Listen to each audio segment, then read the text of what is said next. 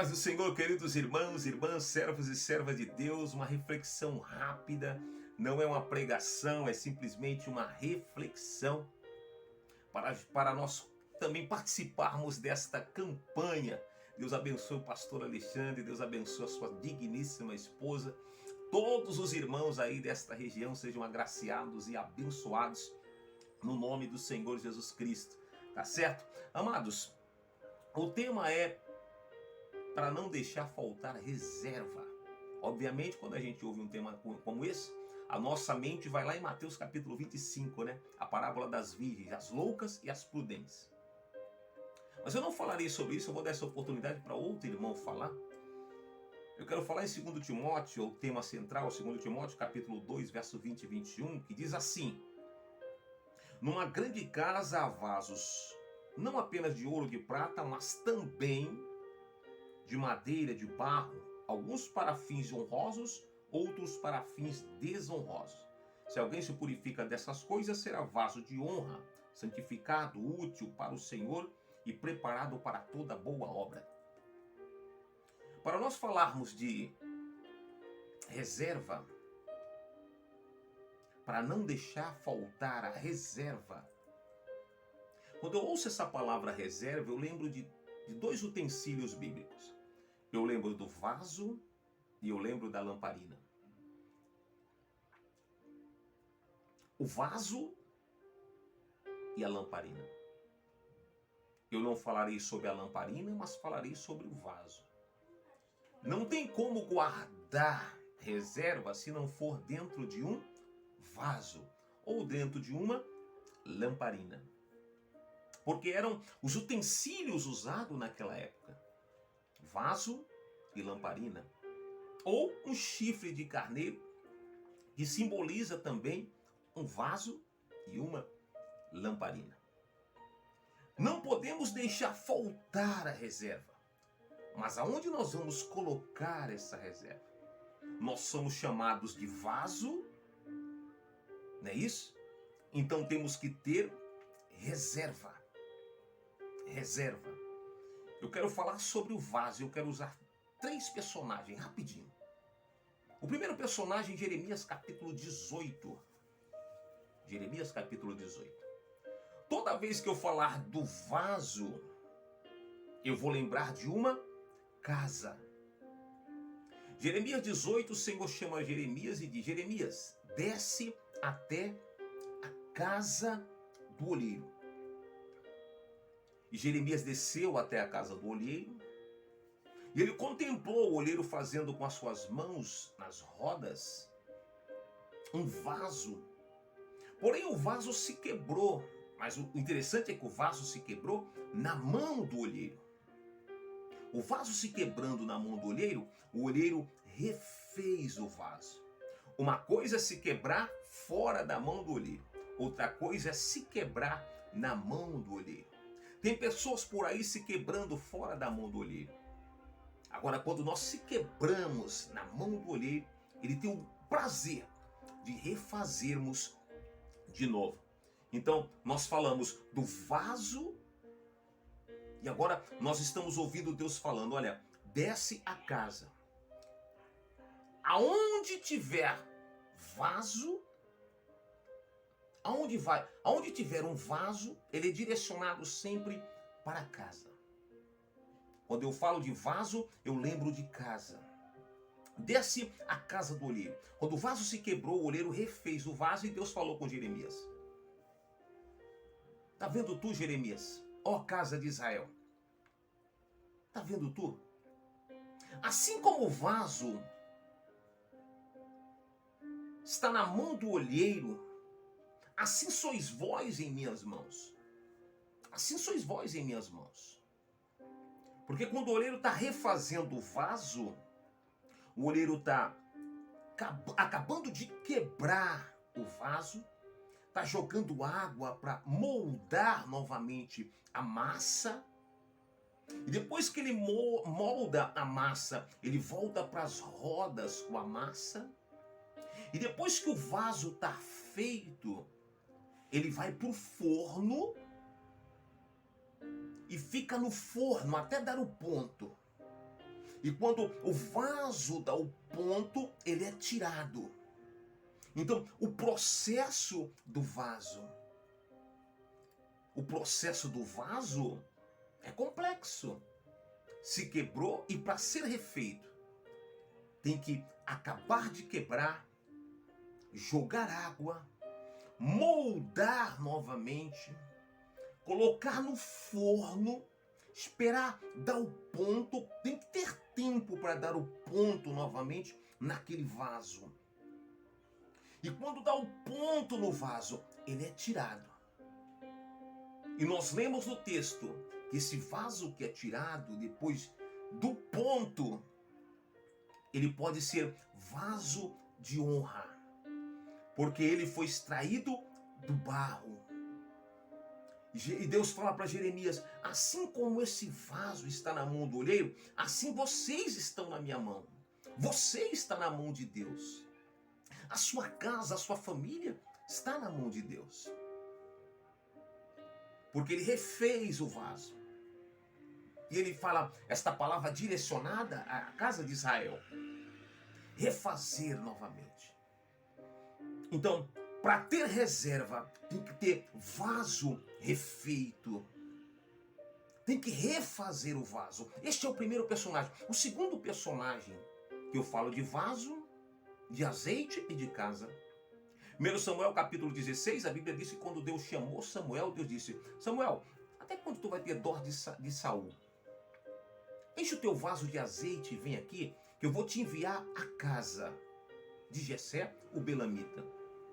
Samuel enche o vaso de azeite e o Senhor diz: enviar-te-ei. Veja que para Deus enviar alguém a alguma casa, se faz necessário estar com o vaso cheio de azeite. Novamente eu vejo um vaso, um chifre de carneiro que simboliza um vaso, cheio de azeite, direcionado para uma casa. E quando Samuel chega na casa de Jessé, o belamita, a Bíblia diz que o Jessé estava lá com seus filhos formosos, que eram soldados da guarda de Saul. E Samuel com o vaso cheio, parece que Samuel titubeou. E Deus olha para o coração de Samuel e diz: Samuel, não atente para a aparência, porque eu vejo o coração. Quem está com o vaso cheio não se engana pela aparência, de forma alguma, porque Deus dá o estalo. Não se engana de forma alguma. E aí Samuel pergunta para Jessé: acabaram-se os mancebos? Jessé diz: tem um que está no campo cuidando das ovelhas. E Samuel fala para Jessé: olha, nós não vamos se assentar à mesa, porque era costume deles, quando chegasse alguém importante para a mesa, para participar da refeição. Tinha as talhas da porta que era necessário lavar, higienizar as mãos. Tirar as sandálias dos pés era o costume.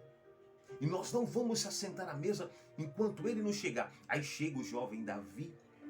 A Bíblia diz que Samuel, com o vaso cheio, direcionado para a casa de Jessé, agora pega o vaso.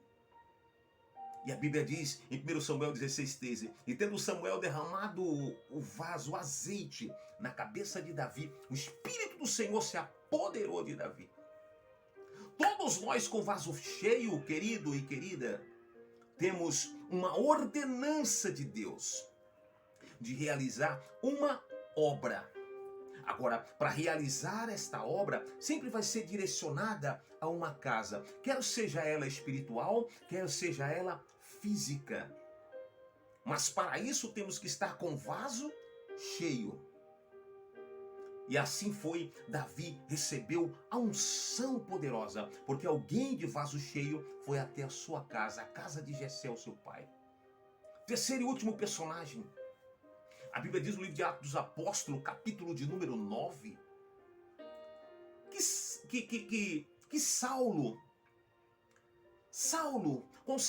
consentiu na morte de Estevão, e agora Saulo está querendo pegar os judeus. Ele vai a caminho de Damasco, e a caminho de Damasco ele tem um encontro com o Senhor. Ele viu um flash de luz, ele caiu ficou cego e ouviu uma voz dizendo: Saulo, Saulo, por que me persegue? Duro é para ti recalcitar contra os agrilhões. Ficou cego, os homens pegaram ele, levaram a caminho de 3 dias. E ele foi para uma casa. Ele foi para uma casa. E aí o Senhor chama, depois de algum tempo, o Ananias, que era o profeta da ocasião, de vaso cheio. E Deus disse para Ananias: Ananias, vai até a casa na rua direita, porque lá tem um homem por nome Saulo, que ele está orando. Ananias disse: não, Senhor, eu não vou, porque esse aí consentiu na morte de Estevão, esse aí persegue o povo, eu não vou. E aí o Senhor bradou, como o Senhor vai bradar também na tua vida. O Senhor disse: vai, porque ele é para mim um vaso escolhido. Um vaso escolhido, que muito há de sofrer pelo Evangelho, pelo meu nome. Ou seja, quem perseguia vai passar agora a ser perseguido. Ele era um vaso cheio.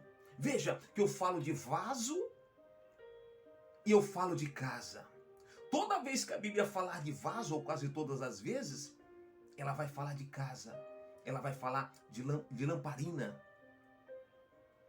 E ele foi até lá. E quando ele colocou as mãos sobre Saulo, a Bíblia diz que as escamas caíram dos olhos. Ele voltou a ver. Foi batizado com o Espírito Santo. E depois se tornou o maior missionário depois de Jesus Cristo. Então, para a gente guardar, para a gente não deixar acabar a reserva, se faz necessário. Não deixe faltar a reserva, mas se faz necessário. Qual é a qualidade do vaso? Como é que está o vaso? Para buscar o azeite, porque se o vaso estiver trincado, vai vazar o azeite. Porque se o vaso se quebrou, tem que ser refeito. Não dá para derramar azeite em vaso quebrado. Não dá para derramar azeite em vaso de cabeça para baixo. Não dá para derramar azeite em vaso trincado. Não dá para ter reserva. Não dá. Então, a ordenança, a orientação que eu dou para você, é você refazer o teu vaso. E depois encher, numa medida recalcada, sacudida e transbordante. E não deixar faltar a reserva. Que Deus te abençoe, que Deus possa falar mais forte ao teu coração no término desta campanha. Um excelente sábado, em nome de Jesus. Amém e graças a Deus. Pai Celestial, eu coloco nas tuas mãos os teus servos, as tuas servas. Esta foi a mensagem direcionada: vaso e casa. Desce a casa do olheiro, esta foi a tua palavra, Jeremias. Depois o Senhor disse ao Samuel: vai até a casa de Jessé, enche o teu vaso e vem, enviar-te-ei à casa de Jessé o Belamita. Depois o Senhor disse para Ananias: vai até a rua direita, a casa na rua direita, porque lá tem um homem por nome Saulo, e ele é para mim vaso escolhido. Senhor, nos ajuda a entendermos que para nós termos uma reserva, numa medida recalcada, sacudida e transbordante, nós temos que estar com o nosso vaso intacto. E eu te peço, faz com que todas essas irmãs e irmãos sejam com o vaso intacto, refeito, sem rachadura, sem trinca, para que sejam abençoados em o nome de Jesus. Que Deus os abençoe em nome do Senhor Jesus.